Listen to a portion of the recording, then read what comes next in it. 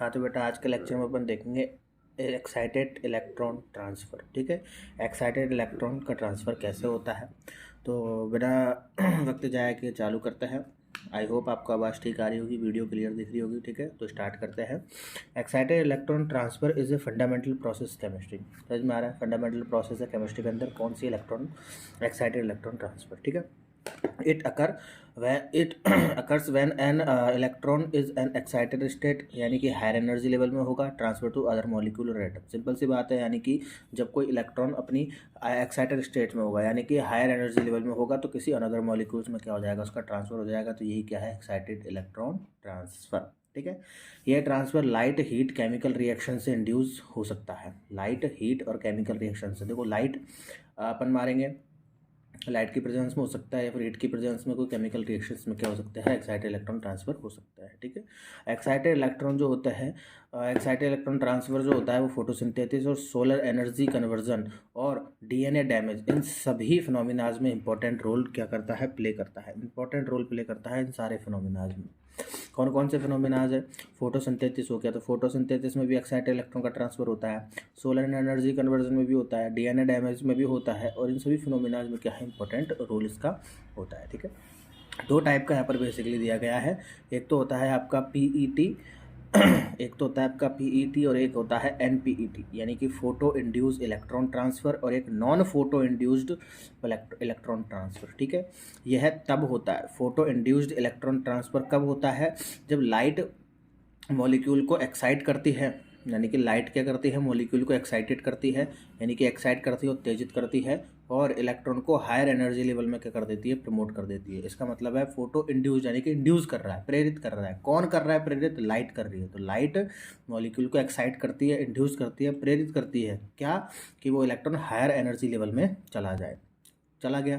फिर excited electron को another molecule में ट्रांसफ़र कर दिया जाता है। जब एक बार हायर एनर्जी लेवल में चला गया, एक्साइटेड स्टेट में चला गया, तो उसको अनदर मॉलिक्यूल में ट्रांसफ़र कर दिया जाएगा। फोटोसिंथेसिस के लिए एसेंशियल है कौन, फोटो इंड्यूस्ड, जो कि ऊपर बताया किन किन फिनोमिनाज के लिए होते हैं, उनमें से फोटोसिंथेसिस फिनोमिना के लिए बहुत ज़्यादा जरूरी है फोटो इंड्यूस्ड इलेक्ट्रॉन ट्रांसफ़र। ठीक है, where light energy is used to convert water and carbon dioxide into sugar. ठीक है, जहाँ पर ये लाइट जो फोटोसिंथेसिस प्रक्रिया में होगा, प्रोसेस में होगा, क्या होगा कि एक्साइटेड अलग मॉलिक्यूल में ट्रांसफ़र हो जाएगा। ठीक है, जहाँ पर लाइट जो होती है यूज़ की जाती है to convert water and carbon dioxide, यानी कि H2O और CO2 को शुगर में कन्वर्ट करने के लिए की जाती है, यूज़ की जाती है। ठीक है, तो ये होता है आपका फोटो इंड्यूस्ड, कहाँ होता है, फोटोसिंथेसिस में। और कैसे होता है, लाइट क्या करती है, इंड्यूस करती है किसको, मॉलिक्यूल को, कि वो हायर एक्साइटेड स्टेट में, हायर एनर्जी लेवल में चला जाए। ठीक है, इसी से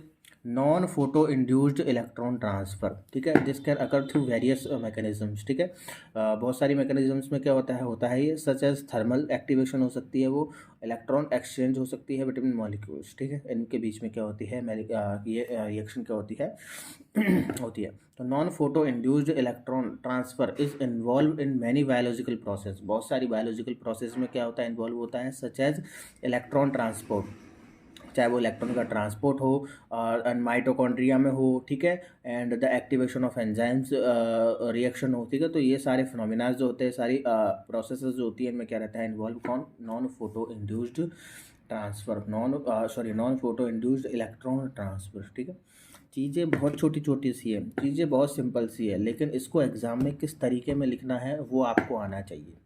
ठीक है, तो ज़्यादा कोई मेहनत करनी नहीं है, ज़्यादा कोई एक्स्ट्रा पढ़ना नहीं है, नॉर्मल सी चीज़ें छोटी छोटी, वही चीज़ें रिपीट होकर आती है।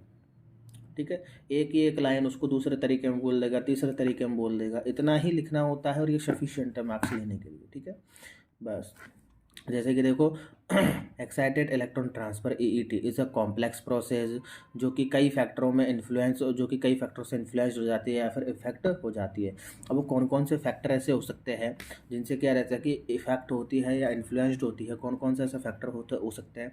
देखो, energy level of donor and acceptor molecule, यानी कि energy level of donor and acceptor molecule and the distance between them. ठीक है, और सॉल्वेंट एनवायरनमेंट होना चाहिए, और एनर्जी लेवल होना चाहिए किन किन का, डोनर का और एक्सेप्टर मॉलिक्यूल का। ठीक है, यहाँ पर लिख लेना आप higher energy level. Energy level से मतलब यहाँ पर बताया हायर एनर्जी लेवल में होना चाहिए, यानी कि एक्साइटेड स्टेट में होनी चाहिए। एक्साइटेड स्टेट में ही तो होगा, तभी तो इलेक्ट्रॉन का ट्रांसफर होगा, तो वो बताइए, ठीक है। और दोनों के बीच में डिस्टेंस होनी चाहिए। सॉल्वेंट का एनवायरनमेंट हो गया। सॉल्वेंट के एनवायरनमेंट पर क्या करता है, डिपेंड करता है, क्या डिपेंड करता है कि electron excited electron transfer influence हो सकता है, इफेक्ट हो सकता है, ठीक है। तो it is essential for developing new technologies, EEC, यानी कि इलेक्ट्रॉन एक्साइटेड इलेक्ट्रॉन ट्रांसफर्स क्या हो सकता है, बहुत सी नई टेक्नोलॉजीज के डेवलपमेंट में काम आ सकता है, डेवलपिंग काम आ सकता है, ठीक है। तो सोलर एनर्जी कन्वर्जन हो गया, फोटोसिंथेसिस, देखो आर्टिफिशियल फोटोसिंथेसिस, ये चीज़ यहाँ पर ध्यान रखना। ये पूछा भी जा सकता है, आर्टिफिशियल फोटोसिंथेसिस के डेवलपमेंट में कौन सा फैक्टर यूज़ में आ सकता है, इस टाइप से आपसे क्वेश्चंस पूछ भी सकते हैं। क्योंकि आर्टिफिशियल फोटोसिंथेसिस आने वाले टाइम के लिए, या अभी भी चल ही रहा है चलने को तो क्या, लेकिन बहुत ज़्यादा इंपॉर्टेंट हो जाएगा है, ठीक है। आर्टिफिशियल फोटोसिंथेसिस बहुत ज़्यादा हो जाएगा, तो उसमें एक्साइटेड इलेक्ट्रॉन ट्रांसफ़र क्या हो जाएगा होता है, ठीक है। और मेडिसिन वगैरह में एक्साइटेड इलेक्ट्रॉन ट्रांसफ़र का यूज़ है, ठीक है। और क्या हो सकता है, यहाँ पर सम की फीचर्स यहाँ पर दे रखे हैं आपको, ठीक है। इलेक्ट्रॉन ट्रांसफर सिस्टम के की फीचर्स दे रखे हैं कि लाइट, हीट, केमिकल रिएक्शन से इंड्यूस होता है, वही पहले वाली बात है आपकी। It plays a crucial role in many important phenomenas, ठीक है। फोटोसिंथेसिस, सोलर कन्वर्जन, पहले दे रखा डीएनए डैमेज वगैरह आपका 2 टाइप का होता है। ये आपका अभी देख के आ रहा है अभी देख के आ रहा है आपका photo induce electron transfer, non photo induce electron transfer. It is a complex process that influenced by many factors including the energy levels of donor and acceptor। भी पीछे देख के आ रहा है डिस्टेंस भी, ठीक है। तो ये कोई रद्दी है, ठीक है। अपना तो यहाँ तक ही हो गया, ठीक है। इतना ही इसमें दे रखा है।